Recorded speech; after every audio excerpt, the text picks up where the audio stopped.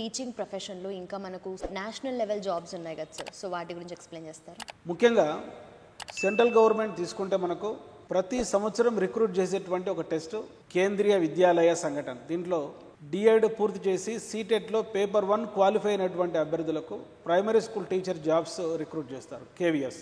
అదేవిధంగా బిఎడ్ పూర్తి చేసి పేపర్ 2 క్వాలిఫై అయినటువంటి అభ్యర్థులకు మరి యొక్క టీజీటీ మరియు పీజీటీ ఉద్యోగాలు రిక్రూట్ చేస్తున్నారు. అదేవిధంగా ప్రతి సంవత్సరం జాతీయ స్థాయిలో నవోదయ విద్యాలయ సమితి కూడా టీజీటీ పీజీటీ పోస్టు రిక్రూట్ చేస్తుంది.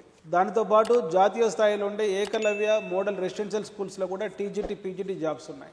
భారతదేశంలో అతి పురాతనమైన పాఠశాలలు రైల్వే పాఠశాలలు. ఈ రైల్వే జోన్స్ పరిధిలో కూడా టీచర్ పోస్టు రిక్రూట్ చేస్తున్నారు. వీటితో పాటు 30కి పైగా ఉండేటువంటి సైనిక్ స్కూల్స్లో, కంటోన్మెంట్ బోర్డు పరిధిలో ఉండేటువంటి ఈ యొక్క ఆర్మీ స్కూల్స్లో కూడా రిక్రూట్మెంట్ జరుగుతుంది.